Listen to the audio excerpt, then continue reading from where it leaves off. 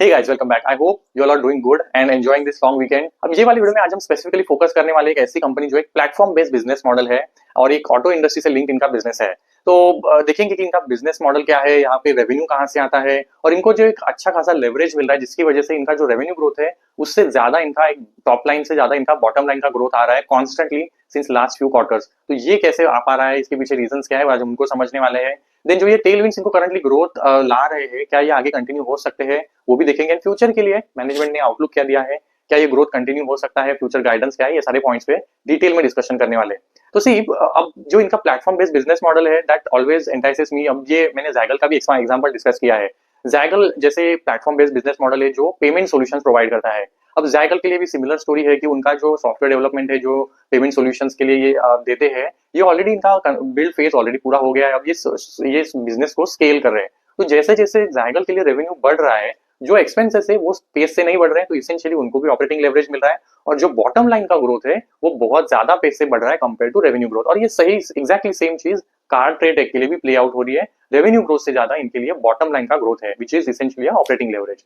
और ये constantly play out हो रहा है and this can continue even further. इनके मार्जिन यहाँ से भी और ज्यादा इंप्रूव होंगे ऐसे मैनेजमेंट का कहना है, जैसे ये अपने रेवेन्यू को बिजनेस को और स्केल करते हैं। तो दैट एसेंशियली अ बेनिफिट जो प्लेटफॉर्म कंपनीज के बिजनेस मॉडल में जनरली आता है। एंड जो कार्टेड टेक है इज अनदर गुड एग्जांपल। अब सी ऑटो इंडस्ट्री के अगर आपको ग्रोथ को प्ले करना है तो मल्टीपल चैनल है। आप एक तो डायरेक्टली जो ओईएम्स है जैसे टाटा हो गया, एमएनएम हो गया, इनके शेयर्स खरीद सकते हैं। या फिर आप ऑटो एंसिलरी की कंपनीज है जैसे श्रीराम पिस्टन हो गया, एएसके ऑटोमोटिव हमने देखा था, मदरसन है, बहुत सारी कंपनीज है ऑटो एंसिलरी सेगमेंट में, टायर कंपनीज है जिनके आप शेयर्स खरीद सकते हैं। फिर हमने केपीआईटी की बात की थी जो एक सॉफ्टवेयर सोल्यूशन प्रोवाइड करता है, again link to auto industry. और ये एक अलग बिजनेस मॉडल है जो कार टेक का है, जो एक मार्केट प्लेस है। अब ये क्या करता है, तो इसेंशियली जो ये पूरे इकोसिस्टम में इन्वॉल्व प्लेयर्स है उनको सबको अपने प्लेटफॉर्म पे लेके आता है। जैसे ओईएम्स हो गए जिनको अपनी गाड़ियां बेचनी है, डीलर्स है जो इसको फैसिलिटेट करते हैं, देन जो फाइनेंशियल इंस्टीट्यूशंस है जो कस्टमर को फाइनेंशियल सर्विसेज देते हैं, लोन अगर उसकी रिक्वायरमेंट है वो देते हैं, देन इंश्योरेंस कंपनीज है अगर उनको व्हीकल इंश्योरेंस लेना है तो उसकी जरूरत को फुलफिल करते हैं। तो ये सारे प्लेयर्स को ये अपने प्लेटफॉर्म पे लेके आता है। तो कस्टमर को अगर कोई ट्रांजैक्शन करना है तो वो डायरेक्टली इनके प्लेटफॉर्म पे आके उस ट्रांजैक्शन को एग्जीक्यूट कर सकता है through and also can get assistance of financial institutions for loans and insurance. तो ये इकोसिस्टम इन्होंने अच्छे से बिल्ड किया हुआ है। अब इनको बिजनेस को एक फिलिप मिला था ड्यूरिंग कोविड। अब इनका आईपीओ भी आया था 2021 में।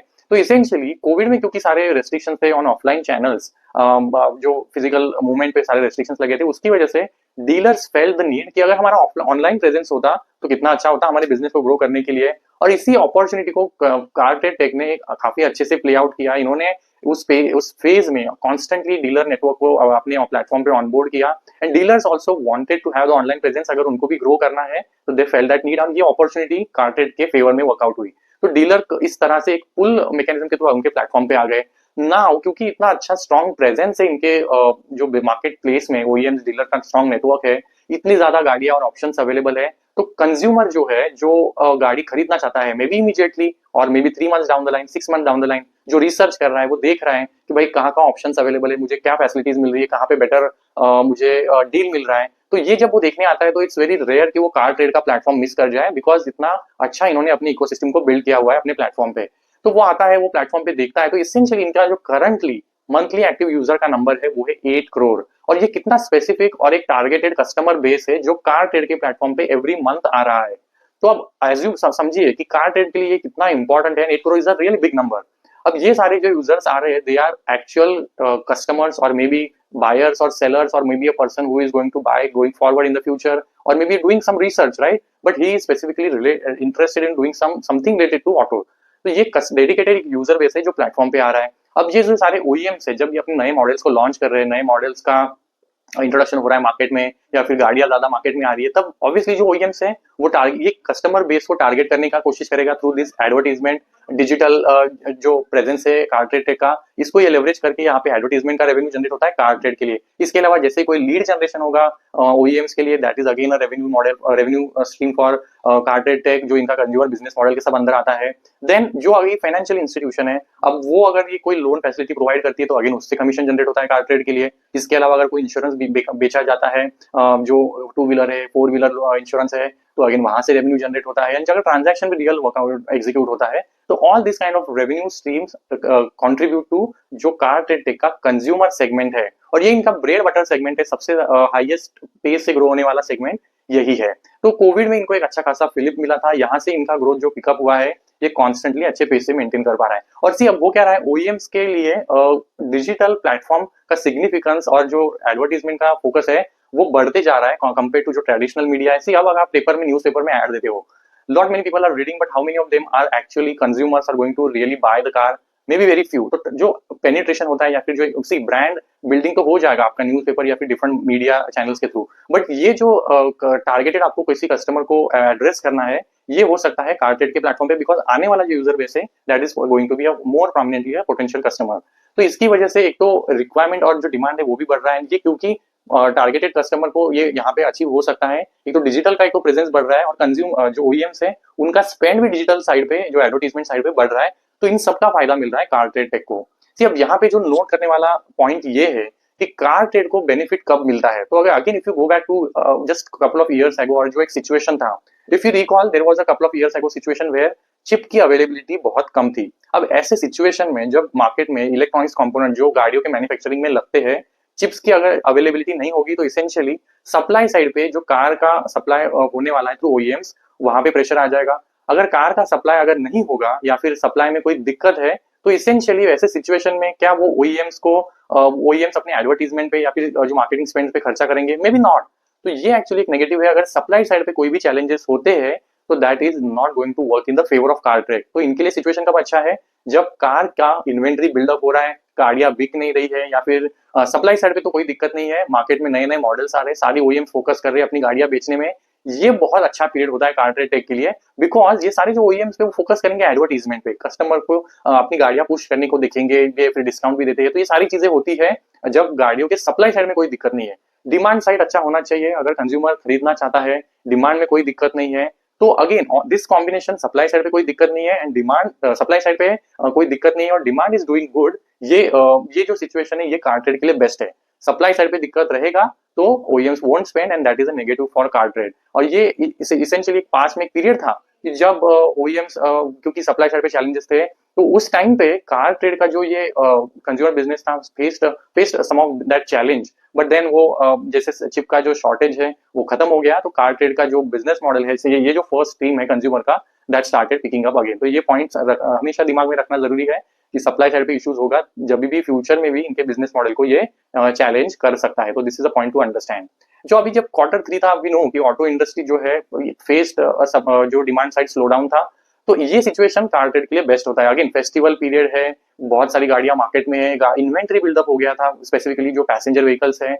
अब ऐसे सिचुएशन में क्या होगा कि more advertisement will happen, more revenue is going to get generated for car trade Tech, and ये इसेंशियली इनके साथ क्वार्टर 3 में हुआ है। क्वार्टर 3 जनरली कार ट्रेड के लिए सबसे बेस्ट होता है और because of all these factors. तो ये जो सेगमेंट है इनका ये अच्छे से ग्रो हुआ है because of all these factors. अभी अगर सेकंड स्ट्रीम पे आए, जो इनका रीमार्केटिंग का सेगमेंट है, इसेंशियली अब यहाँ पे क्या होता है, सपोज किसी कंज्यूमर ने कोई बैंक या एनबीएफसी से लोन लेके कोई गाड़ी खरीदा, बट वो अभी रीपेमेंट कर नहीं रहा है, टाइम पे ईएमआई का पेमेंट्स नहीं कर रहा है, तो क्या होता है फिर वो बैंक और एनबीएफसी आफ्टर सम पॉइंट वो एनपीए बन जाएगा उनके लिए, फिर वो गाड़ी को सीज कर लेगा।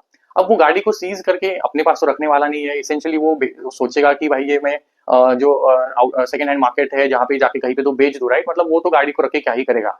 तो ये पहले ऑप्शनिंग सब जब होता था वो सब ऑफलाइन मोड में होता था, कस्टमर्स ये जो बैंक या एनबीएफसी से वो गाड़ियों को बेचते थे, बट उसमें चैलेंजेस थे, उनको ये कहाँ पे रखना है जब तक सेल नहीं होता, ये सारे चैलेंजेस थे। तो ये जो कार ट्रेड का जो प्लेटफॉर्म है, जो रीमार्केटिंग है, यहाँ पे इनका जो श्रीराम ऑटो मॉल है या फिर कार ट्रेड एक्सचेंज है, इन प्लेटफॉर्म पे ये गाड़ियों की, सेकंड हैंड गाड़ियों की ऑप्शनिंग होती है। And banks and NBFCs can rely on car trade, जो इनका श्रीराम ऑटो मॉल का प्रेजेंस है। तो फिजिकल लोकेशंस में I think more than 150 locations पे कार ट्रेड की फिजिकल लोकेशन है, मोर देन 5 एकड़ प्रॉपर्टीज है, जहां पे banks and NBFCs can keep their vehicles जब तक ऑप्शनिंग होता नहीं है, राइट। तो ये इसेंशियली बेनिफिट है अगर आपका कार ट्रेड के साथ पार्टनरशिप है, टाइप है तो। और फिर जब ऑप्शनिंग होगा तो ऑब्वियसली फिर वो गाड़ी बिक जाएगी मार्केट प्लेस में, और फिर जो भी ट्रांजैक्शन की चार्जेस कमीशन होंगे वो कार ट्रेड को मिल जाएगा। बैंक के लिए भी अच्छा है, विदाउट एनी हैसल उनको उनका गाड़ी भी बिक गया है ऑन द प्लेटफॉर्म। तो ये बेनिफिट मिलता है थ्रू दिस जो रीमार्केटिंग सेगमेंट है। अब सी यहाँ पे ये सेगमेंट के लिए स्पेसिफिकली ग्रोथ कब आएगा, जब ऑक्शनिंग के लिए लिस्टिंग जो होने वाली गाड़ियां है उनका नंबर बढ़ेगा, राइट। और जो ऑक्शनिंग का वॉल्यूम है, तो लिस्टिंग सपोज 100 गाड़ियां हो रही है, बट वो 100 में से गाड़ियां वॉल्यूम बिक कितना रहा है, वो ऑक्शनिंग वॉल्यूम है। तो वो जितनी ज्यादा गाड़ियां लिस्टिंग होंगी वो भी अच्छा है, एंड देन उसमें से कितनी गाड़ियां बिकती है, that essentially is going to drive revenue for car trade Tech. Again go back to the Covid scenario, और या फिर जो चिप शॉर्टेज वाला पीरियड था, और now all this in situation जब नए मार्केट में गाड़ियां नहीं आ रही थी। तो जस्ट अंडरस्टैंड कि ये जो सेकेंड हैंड गाड़ियों का जो सेल था या फिर जो डिमांड था वो बढ़ गया था, और वहां पे ज्यादा गाड़ियां लिस्ट हो रही थी मार्केट प्लेस में, क्योंकि जो सेलर्स है उनको भी अच्छी प्राइस मिल रही थी, तो they were also willing to sell. और बायर्स को क्योंकि नई गाड़ियां नहीं मिल रही थी, नए मॉडल्स लॉन्च नहीं हो रहे, तो दे नीडेड सम व्हीकल। तो उस टाइम पे इनका जो बिजनेस है वो पिकअप हो गया था, जो ये रीमार्केटिंग वाला सेगमेंट है ड्यूरिंग ऑल दोस सिचुएशंस, और वहां पे वॉल्यूम भी पिकअप हुए थे। बट देन जैसे सप्लाई साइड वाले या फिर जो नए मॉडल्स आने लगे, इनका ये जो रीमार्केटिंग वाला सेगमेंट है वो थोड़ा सा स्लो डाउन हो रहा था। तो अगर आप लास्ट Q4 देखे, लास्ट फाइनेंशियल ईयर का Q4 देखे, Q1 देखे, वहां पे लिस्टिंग और वॉल्यूम के नंबर्स में कमी थी, वहां पे ग्रोथ नहीं आ रही थी। But now since Q2 of this financial year वो चेंज अभी वापस रिवर्स हो रहा है। तो इन जनरल इनका जो लिस्टिंग का वॉल्यूम है एंड जो सेल होने वाला वॉल्यूम है, ये दोनों का जो वॉल्यूम है वो बढ़ गया है। और इस क्वार्टर में तो स्पेसिफिकली बहुत ही अच्छा ग्रोथ मिला है इनके जो रीमार्केटिंग सेगमेंट पे है, इनको ग्रोथ आया है। अब सी यहाँ पे एक और फैक्टर जो इनके लिए इस क्वार्टर में स्पेसिफिकली प्ले आउट हुआ है वो ये है कि इनको जो रियलाइजेशन मिले हैं पर option that happen on their platform, जो रियलाइजेशन होता है पर ऑप्शन वो भी बढ़ा है। तो वॉल्यूम बढ़ा है और रियलाइजेशन पर ऑप्शन है वो भी बढ़ा है। तो इसेंशियली इस वजह से ये सेगमेंट जो इनके लिए लगाड़ था, थोड़ा सा अच्छा नहीं कर रहा था, वो भी पिकअप किया। तो फर्स्ट तो always was doing good and is continuing to doing good. जो कंज्यूमर बिजनेस है इस क्वार्टर में रीमार्केटिंग वाले सेगमेंट ने बहुत अच्छा किया। अब थर्ड सेगमेंट पे आते हैं जो OLX है। अब OLX का इन्होंने अक्टूबर 23 में एक्विजिशन किया था 525 करोड़ में, एज आई सेड। अब ये सेगमेंट अब ये इंटीग्रेशन के फेज में थे। अब सी OLX वी ऑल नो ये सेकंड हैंड चीजों का एक मार्केट प्लेस है, और यहाँ पे पेन से लेके रियल एस्टेट सब कुछ बिकता है। अब ये वाले प्लेटफॉर्म में obviously cars and two wheelers ये सब चीजें भी ऑलरेडी बिकती है, यहाँ पे भी ये भी प्रोडक्ट सेगमेंट है। तो पहले OLX से एक्विजिशन करने के बाद इनका फोकस था उसको अपने बिजनेस के साथ इंटीग्रेशन करना, जो अभी करंटली हो गया है। तो दैट्स वाई अभी आप देखेंगे इनका एक जो रेवेन्यू का ग्रोथ है वो एक स्टेबल हो रहा है, रेवेन्यू अच्छे पेस से ग्रो हो रहा है, इनको इनके एबिटा भी अच्छे पेस से ग्रो हो रहे हैं, और इनको एक अच्छा लेवरेज वहां पे भी मिल रहा है, पैट में भी अच्छी ग्रोथ आ रही है। बट आगे चल के अब फोकस क्या होने वाला है, what as an investor you should be looking for is कि इनका जो नॉन ऑटो सेगमेंट है OLX पे वो कैसे ग्रो होता है। तो इनका भी पूरा एनर्जी फोकस, जैसे इनका मैनेजमेंट कह भी रहा है कि we are now going to focus on growing the non auto segment on the OLX। अब सी दिमाग में एक और सवाल आता है, अभी OLX पे भी अगर आपका ऑटो और नॉन ऑटो वाला सेगमेंट है, और इसेंशियली ऑटो में two wheeler and four wheeler का सेगमेंट है, तो why not club it with car trade Tech. But see इस क्वार्टर में जो कॉन कॉल हुआ, इन्होंने इस पूरे पॉइंट्स पे काफी अच्छा सा क्लियर जस्टिफिकेशन दिया। अब OLX का जो कस्टमर बेस है, OLX is a very establish and penetrated player. इसका ऑलरेडी प्रेजेंस है जो नॉन मेट्रो सिटीज है, टियर 2, 3, 4, 5 जो सिटीज है, वहां पे इसका डीप पेनिट्रेशन है। Both car trade and OLX has around 15 crore user base, but जो प्रेजेंस है OLX का मोर on the semi urban and rural side है। कार ट्रेड का जो प्रेजेंस है मोर on the metro cities and tear 1 cities है। तो ये फर्स्ट डिफरेंस है। अपार्ट फ्रॉम दैट जो कार्स एंड टू व्हीलर जो यहाँ पे बिक रहे हैं, एवरेज जो सेलिंग प्राइसेस है कार्स की which is more than 7-8 lakhs on the car trade. But जो OLX है ऑब्वियसली ओवरलैप दोनों में है, बट OLX में जो डिफरेंशिएशन है वो ऐसा है कि यहाँ पे जो कार्स और गाड़ियां बिक्री उनकी जो प्राइसेस है इज बिटवीन 0 and 8 lakhs। तो ये भी एक डिफरेंस है। एक तो प्राइसिंग डिफरेंस है, consumer segment that is preferring CarTrade is more on the metro cities, tier 1 cities, OLX का सेगमेंट अलग है। तो इसीलिए keeping this mind this segregation that is playing in the market, इन्होंने इनको कंबाइन नहीं किया है। OLX is a strong brand, तो they want to grow that separately and that going to remain as separate itself. अब इन्होंने backend में क्या किया है, सी अब डीलर्स के लिए एक हैसल हो सकता है। अगर कोई डीलर को अपनी गाड़ी सपोज प्लेटफॉर्म पे ऑनलाइन लानी है, उसको OLX पे भी उसको लानी है, उसको कार ट्रेड के प्लेटफॉर्म पे भी लानी है, तो उसके लिए हैसल हो जाता है। तो इन्होंने बैकएंड को इंटीग्रेट किए करके डीलर के लिए इजी कर दिया है। उसको सिर्फ एक ही बार जो डिटेल सारी डालनी है वो दोनों जगह पे अवेलेबल हो जाएंगी। तो डीलर साइड का इनका जो बैकएंड वाला इंटीग्रेशन है वो सब हो गया है। It just the two user interfaces that are available. तो ये इनका सब काम चल रहा है। अब जो फोकस होने वाला है वो होने वाला है नॉन ऑटो सेगमेंट पे। तो OLX भी अच्छा कर रहा है। तो इनके लिए इस क्वार्टर में जो सबसे बेस्ट चीज थी, सारे जो इनके रेवेन्यू सेगमेंट है वो अच्छे से परफॉर्म कर रहे हैं इनके लिए इस क्वार्टर में। But going forward I suspect कि इनका जो ये परफॉर्मेंस था इस क्वार्टर का जो बहुत ही स्ट्रॉन्ग था, ये शायद Q4 में इतना ज्यादा स्ट्रॉन्ग नहीं होगा, क्योंकि इनका जो रेवेन्यू पूरे इस साल में बिल्ड होता है। Q1 इनका सबसे स्लगिश होता है, मॉनसून सीजन होता है, और यहाँ पे जो ट्रांजैक्शन है वो सब पूरा कम हो जाता है। तो Q1 स्लो रहता है, Q2 से पिकअप स्टार्ट होता है, बिफोर फेस्टिव Q2 होता है, Q3 is the festival period जहाँ पे सबसे ज्यादा ट्रांजैक्शन होता है between Q2 Q3, and Q4 very near to Q3 but may be slightly lower. तो ऐसे इनका पूरे साल में एक बिल्डअप होता है, Q1 again drop. So every cycle ये एक पैटर्न रिपीट होगा इनके बिजनेस में, which is again you can note, अगर आप इनके वॉल्यूम्स देखेंगे, इनके नंबर्स देखेंगे, ये एवरी ईयर प्ले आउट होता है। तो वील वॉच आउट जैसे Q4 के इनके नंबर्स आएंगे। तो दिस इज व्हाट एसेंशियली इनके साथ इस क्वार्टर अभी नंबर पे फोकस करते हैं। इस क्वार्टर का अगर नंबर देखिए, रेवेन्यू आया 192 करोड़ जो 27% से बड़ा है, एबिटा 50 करोड़ आया जो 98% से बड़ा है। तो अच्छा खासा इनको लेवरेज मिला है। पैट एट 45 करोड़ जो लॉस से प्रॉफिट में आया है। एबिटा मार्जिन 28% जो 1000 बेसिस पॉइंट से बढ़े। लास्ट ईयर में सेम Q3 में 18% पे थे। PAT margin 24%। Just note, EBITDA 28, PAT 24। तो ये जो लीकेज होता है बिटवीन एबिटा पैट, जो डिफरेंट फैक्टर्स होते हैं वहां पे ऑलमोस्ट नहीं के बराबर है। टैक्स शायद गया होगा तो सब कुछ पैट में फ्लो हो जाता है अगर टैक्स को हटा देंगे। दैट्स द पॉजिटिव एस्पेक्ट जो ये प्लेटफॉर्म वाले बिजनेस को ही आपको बिजनेस में देखने को मिलेंगी। 9 मंथ परफॉर्मेंस देखे, 521 करोड़ 32% से बड़ा है। 104 करोड़ 100% बड़ा है। 99 crore again from loss to profit. EBITDA margin 20%, PAT margin 19%। तो I mean absolutely doing really well in terms of जो इनके नंबर्स आ रहे हैं। इनके अगर कंट्रीब्यूशन देखें तो जो कंज्यूमर सेगमेंट है वो अराउंड 35% के आसपास है। सबसे ज्यादा मार्जिन इसके है, 35% है। एंड जो रीमार्केटिंग है अराउंड 30% है, उसके भी मार्जिन अच्छे ही है, 23% है। एंड OLX जो सबसे नया है अराउंड 25% कॉन्ट्रीब्यूशन करता है, वो इसके भी मार्जिन अच्छे है, 25 के आसपास है। तो तीनों सेगमेंट में इस बार इनके Q3 में जो मार्जिन है मोर देन 20% रहे एबिटा लेवल पे, और रेवेन्यू ग्रोथ भी डिसेंट सी रही है। तो इसी वजह से इनका जो ये क्वार्टर है Q3 अब तक का बेस्ट एवर रहा है इन terms of any parameter you track. ठीक है, अब आगे बढ़े और देखें कि अब यहाँ से जो मैंने लीवर तो बात कर लिया, अब गाइडेंस क्या है। अब मैनेजमेंट ने कोई स्पेसिफिक नंबर तो दिया नहीं कि हम इतने % से रेवेन्यू को ग्रो करेंगे, बट इनका कहना है कि ये मोमेंटम कंटिन्यू होगा आगे चल के भी। अब सप्लाई साइड पे तो ओईएम्स का कोई दिक्कत नहीं है, डिमांड साइड पे अभी भी दिक्कत है, तो ये फेवरेबल कंडीशन से ये जब तक चलेगा इनका कहना है कि हमारा बिजनेस ग्रो होता रहेगा। मार्जिन के लिए specifically they are very hopeful. इनका पॉजिटिव इनका कहना है कि मार्जिन हमारे यहाँ से भी आगे इंप्रूव हो सकते हैं। इनका ईसॉप कॉस्ट डिक्लाइन पे है, एम्प्लॉय कॉस्ट इनका कहना है कि यहाँ से और ज्यादा नहीं बढ़ेगा।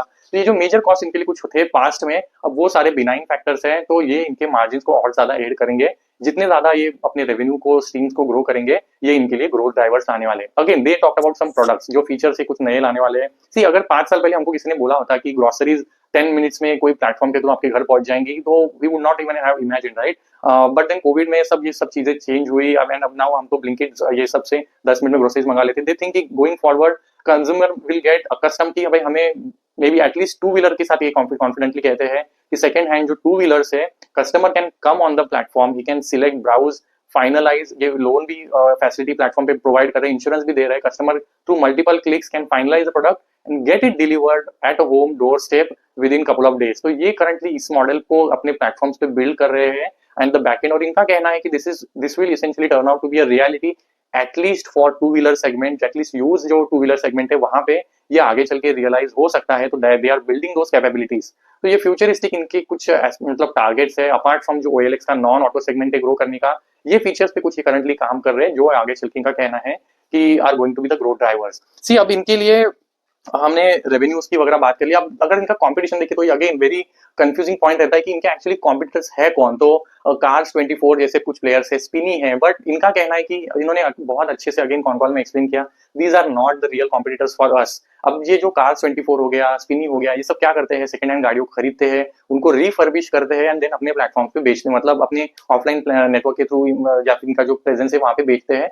And they also sell on car trade Tech. तो car trade Tech essentially collaborates with Cars 24 हो गया या फिर स्पिनी हो गया, and they are like in a good collaboration network with all these players, and they are really not the competitors। तो इनके लिए रियल कॉम्पिटिटर्स है जो ऑफलाइन चैनल के थ्रू जो सारे ट्रांजैक्शंस हो रहे हैं, जो कई कंज्यूमर दूसरे कस्टमर को बेच रहा है या फिर डीलर नेटवर्क के थ्रू ऑफलाइन जो सारे ट्रांजैक्शंस हो रहे हैं, these are essentially kind of competition they have in terms of अगर एडवर्टीजमेंट रेवेन्यूज वगैरह सब देखे तो अगेन जैसे एफबी पे होने वाला जो एडवर्टीजमेंट या फिर मार्केटिंग स्पेंड है या फिर गूगल पे होने वाला, these are not really they are competing against that, because see Facebook पे दिखने वाला एड या फिर जो गूगल पे दिखने वाला एड है, are those really the real customer जो जाके गाड़ी खरीदने वाला है, वो तो एड सबको दिख रहा है। रियल कस्टमर्स और the consumers are essentially one that are coming onto platform like a car trade। तो ये essentially इनका कहना है कि इनका कंपटीशन जो रियली है वो ऑफलाइन चैनल के थ्रू होने वाला जो ट्रांजैक्शन है, इट इज एग्जैक्टली दैट। और फिर ये जितने अपने नेटवर्क को स्ट्रॉन्ग करेंगे डिफरेंट प्रेजेंस में, ज्योग्राफीज में या फिर नेटवर्क को स्ट्रॉन्ग करेंगे, वो इस कंपटीशन को काफी हद तक रिड्यूस कर सकते हैं। तो ये सारे एस्पेक्ट पे ये फोकस करने वाले हैं। अब आगे चल के अगर देखें कि इनके लिए अब एक और जो फैक्टर है कि जो मैंने आई थिंक हाईलाइट नहीं किया है, वो ये है कि बैंक्स और एनबीएफसी के जो ऑक्शनिंग वाला रेवेन्यू सेगमेंट है, जो रीमार्केटिंग का कार ट्रेड के लिए सेगमेंट है, उसका रिलेशनशिप क्या है अगर बैंक्स और एनबीएफसी के एनपीएस बढ़ते हैं।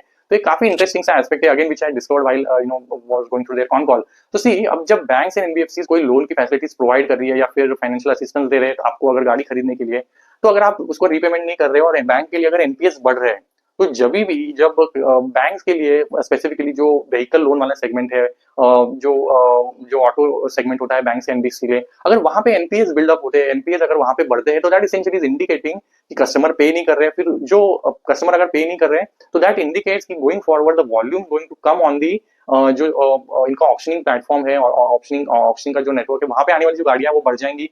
तो ये एक काफी इंटरेस्टिंग सा पैटर्न है। अगर वहां पे अगर दिखता है एनपीएस बढ़ते हुए, तो essentially it has a link कि यहाँ पे आने वाली जो गाड़ियां वो बढ़ेंगी और इनके लिए जो ऑप्शन का लिस्टिंग है, वॉल्यूम है, वो बढ़ सकते हैं। तो this is that link that was discussed in the con call which was again very interesting. तो अब सी अगर मैं समराइज करूं पूरे डिस्कशन को, तो इनको ग्रोथ आती है जो फैक्टर्स पे, if I just read out that, जितनी ज्यादा इनका जो यूजर बेस है, जो ऑर्गेनिक यूजर्स है, जैसे मैंने बोला 8 करोड़ के आसपास जो यूजर्स है एक्टिव मंथली रहते हैं, ये जितना ट्रैफिक बढ़ेगा, जितनी ज्यादा, because they are coming to research, they are coming to compare different vehicles, ये ट्रांजैक्शंस भी करते हैं, तो ये जितना ज्यादा यूजर बेस बढ़ेगा, इसेंशियली फिर उतना ज्यादा जो ओईएम्स पे वो स्पेंड भी करेंगे, और फिर ओईएम्स का डिजिटल स्पेंडिंग भी बढ़ रहा है। फिर जो इंश्योरेंस कंपनीज है, फाइनेंशियल कंपनीज है, जितने ज्यादा बैंक एनबीएफसी के साथ ये पार्टनरशिप करके उनको ऑनबोर्ड करेगा, फाइनेंशियल असिस्टेंस प्रोवाइड करेगा, ये सारी जो सर्विसेज देगा और ये कस्टमर के लिए अच्छा एक्सपीरियंस बिल्ड करेगा, इनके लिए ये सारी चीजों की वजह से क्या होने वाला है, रेवेन्यू ग्रोथ ड्राइव होने वाला है। तो ये सारी चीजें वर्कआउट हो रही है कार ट्रेड के बिजनेस के लिए, and they think it can continue for even long long way even going forward. तो ये सारे फैक्टर्स हेल्प कर रहे हैं कार ट्रेड को ग्रो होने के लिए। अब जैसे समराइज करने के लिए इन्होंने नंबर नहीं दिया है रेवेन्यू का क्या रहेगा, बट मार्जिन के लिए इनका कहना है कि यहाँ से भी आगे हमारे मार्जिन इंप्रूव हो सकते हैं। विल वॉच आउट जब इनके Q4 के नंबर्स आते हैं, and I will definitely keep you posted, but do let me know if you have any queries, I will address those in the upcoming video. Thank you so much.